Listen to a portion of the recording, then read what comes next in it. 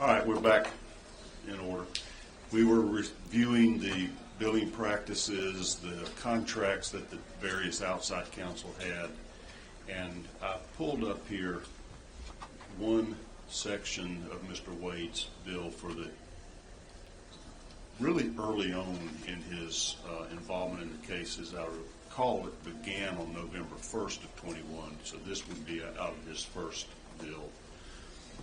I see on November 5th, prepare case for pretrial, 24 hours on one day. What do you make of that? I mean, I thought it was astonishing that, you didn't sleep for 24 hours. I've been to trial. I've been to trial and had to work long hours, but 24 straight. But we did question him about that at the hearing, and he said that that's when it was concluded. So how he explained it was November 5th is when the work was concluded.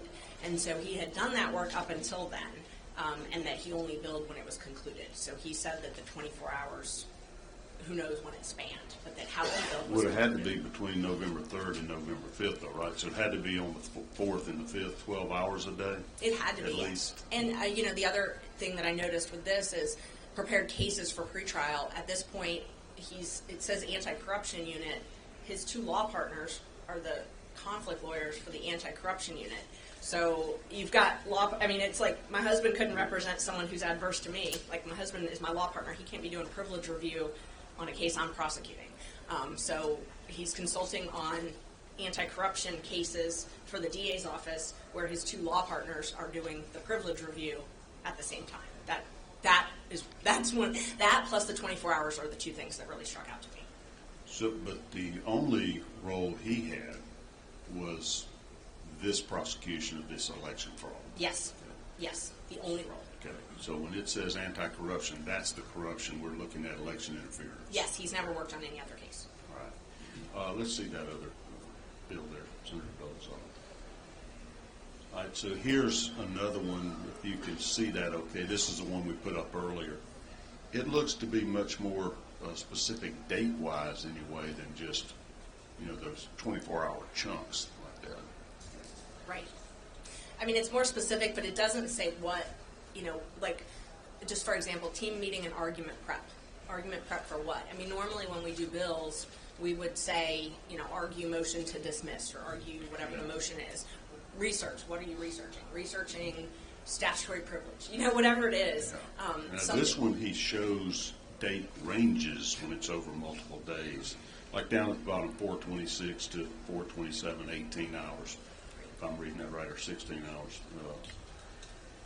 But on that previous one, he just has one day, 24 hours. Yes. And you say these are approved by Fani Willis. By contract, she has to approve these billings. Yes, she does. And those are approved by her. So if there were any questions, and as a lawyer, when we submit bills to clients, they regularly question, and I know when I've done appointed work, they regularly question that as well. You have to list exactly what you're in court for, exactly what you're drafting. You can't just say prepared cases. You've got to say, what did you prepare? What did you draft? So, the county, in Cobb County, for example, they make you actually attach motions. If you do like an appeal or something and you're billing for that, you have to actually attach it to prove that you did the work. I did go back at the break, though, and I have an answer to one of your questions earlier. I just wanted to clear up. You had asked me when the special purpose grand jury had convened. I looked. The state filed a response. So this is DA Willis's response that was filed on February 2nd. They wrote on this response to your motion to disqualify? Yes, sir. Response to my motion. On page 13, they wrote, shortly after his appointment in January 2022, District Attorney Willis petitioned the Chief Judge of the Superior Court to convene the Superior Court judges to consider her request for the special purpose grand jury to conduct an investigation into the facts and circumstances relating directly or indirectly to the possible attempts to disrupt the lawful administration of the 2020 elections of the state of Georgia. And they attached that exhibit. So you had asked me earlier when she petitioned. So it was, in their own words, shortly after his appointment. Okay.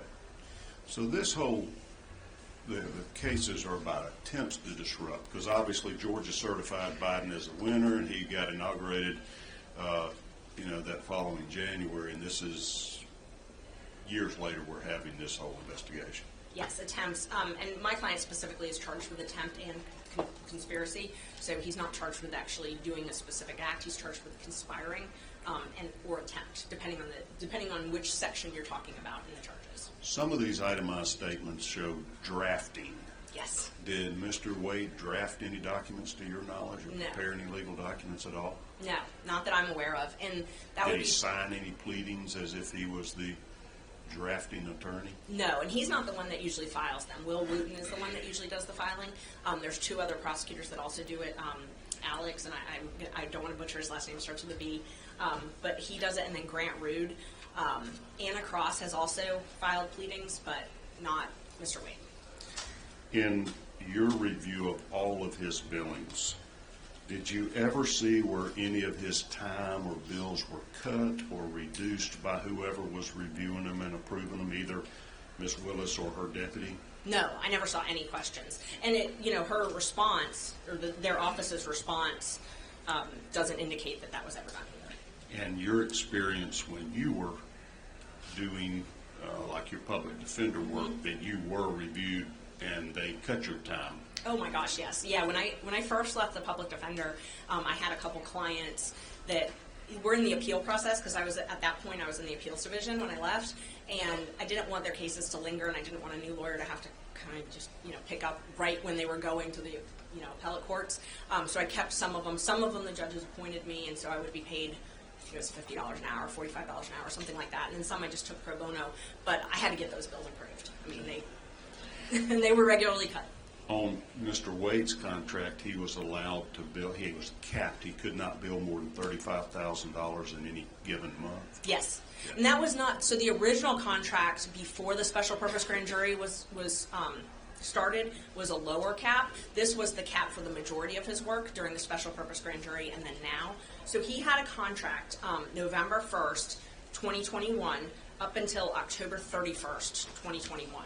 And the cap was lower for that. Then there was a period of, I think it's 15 or 16 days where he did not have a contract. Which also happened to be one of the times they were out of town. So they re-upped the contract November 15th, and then it had a cap. But the cap was significantly higher.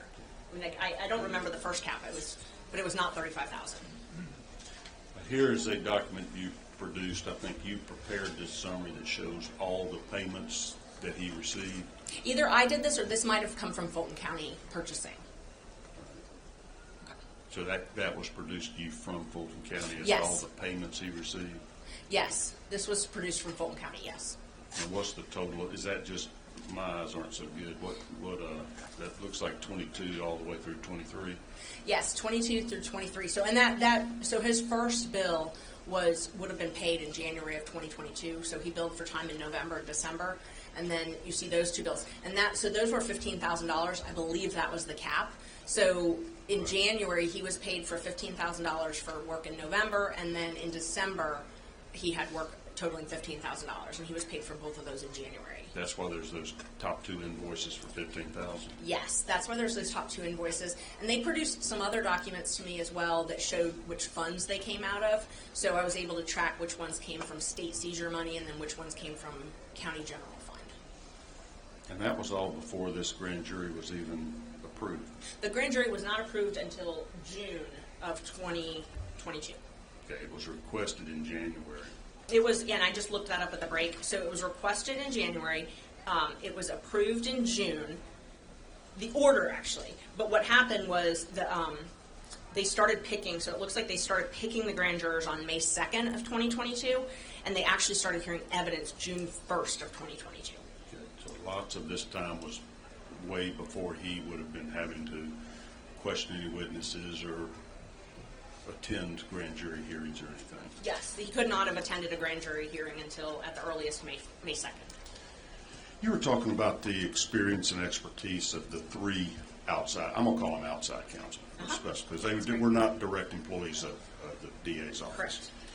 Correct. Had Mr. Wade ever tried a felony case, prosecuted a felony case before this, to your knowledge? No, that he has never prosecuted a felony case. And I asked his law partner that, who had been his law partner for some time, that he had never prosecuted that. I also did some independent research in the metro areas where I knew that he had worked in Cobb County, so I looked to see if he had ever been filed as a prosecutor in Cobb County for felonies, and he was actually just a solicitor, and solicitors is, because you said not everybody may understand the difference between solicitors and district We've got attorneys. an ex-solicitor on this panel, so don't say anything negative about him. So he can tell you all about it.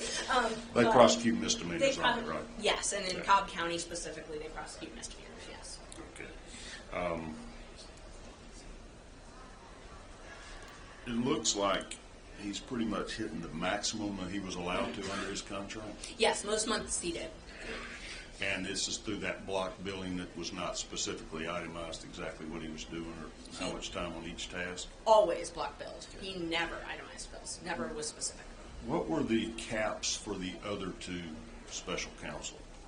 Were they also limited? I assume you've received their contracts, or did they have a written contract? They did. So they had written contracts, and I do have those, and they did have caps. They were significantly lower than Mr. Wade's. They do not currently have contracts, and I just found that out at a hearing because we had asked for that. We had asked for it in open records, and then I had subpoenaed it as well. Pretty much every subpoena I filed for the hearing, the state filed a motion to quash, including this one. And Ms. Cross was at the hearing, and she said, I can just tell you right now I don't have a contract. So I had thought, I was under the impression that they just weren't giving me that contract. I had no idea that they just didn't have one. So apparently right now Mr. Floyd and Ms. Cross don't have contracts. Do you think that was intentional so that they don't have to disclose how much they're earning? I think it was sloppy.